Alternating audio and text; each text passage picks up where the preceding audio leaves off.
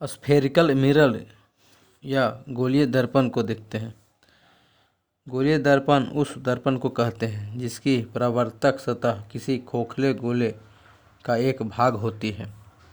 गोलीय दर्पण प्रायः कांच के एक टुकड़े को सिल्वर्ड कर बनाया जाता है जो एक खोखले गोले का भाग होता है। गोलीय दर्पण दो प्रकार का होता है। पहला अवतल या अभिसारी गोलीय दर्पण, जिसको इंग्लिश में कॉनकेव या कॉन्वर्जिंग मिरर कहते हैं। यह गोलीय दर्पण जिसकी बाहरी भाग पॉलिश किया जाता है और भीतरी झुके हुए भाग से प्रकाश का परावर्तन होता है। अवतल दर्पण कॉनकेव मिरर कहलाता है। कॉनकेव मिरर में चेहरा विशाल, सीधा और आभासी प्रतिबिंब बनता है। अब देखेंगे उत्तल मिरर, कॉन्वेक्स मिरर। वह गोलीय दर्पण जिसकी भीतरी सतह पॉलिश हुई रहती है और उसके बाहरी उभरी हुई सतह से प्रकाश का परावर्तन होता है, उत्तल दर्पण कहलाता है। इसमें अपना चेहरा देखने पर चेहरे का हमेशा छोटा प्रतिबिंब दर्पण के पीछे दिखाई पड़ता है।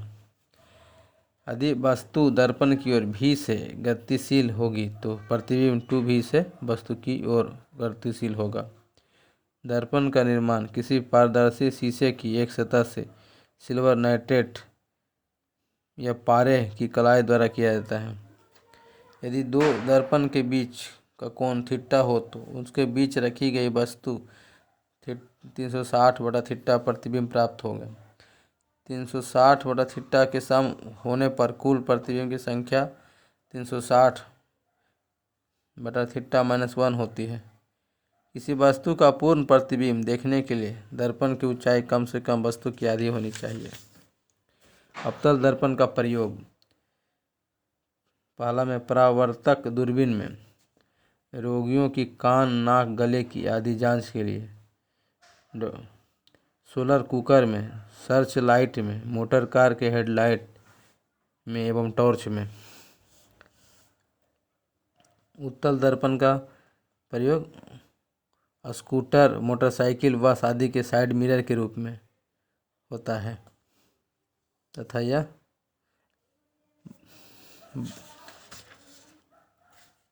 रोड पर लगे परावर्तक लैंप में इसका प्रयोग होता है।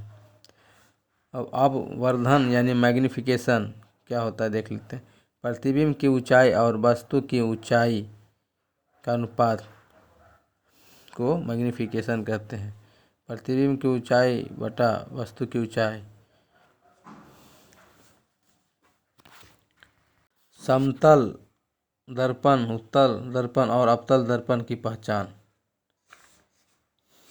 देखेंगे। पहला में यदि दर्पण में बना प्रतिबिंब हमेशा सीधा आकार में वस्तु के बराबर हो तो दर्पण समतल है। यदि वस्तु को दर्पण से धीरे धीरे दूर ले जाने पर सीधा और बड़ा प्रतिबिंब बनता हो तो दर्पण अवतल है। यदि दर्पण के सामने वस्तु की किसी भी स्थिति के लिए प्रतिबिंब हमेशा सीधा और छोटा बनता हो तो दर्पण उत्तल है।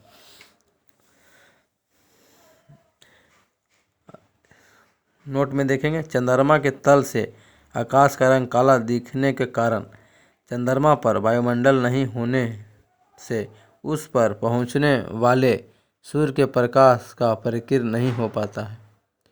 सोलर कुकर में अवतल दर्पण के उपयोग का कारण क्योंकि वे सूर्य से आने वाले प्रकाश की समानांतर किरण और किरणों के साथ आने वाले ऊष्मीय विकिरण को फोकस पर अभिसारित करती है।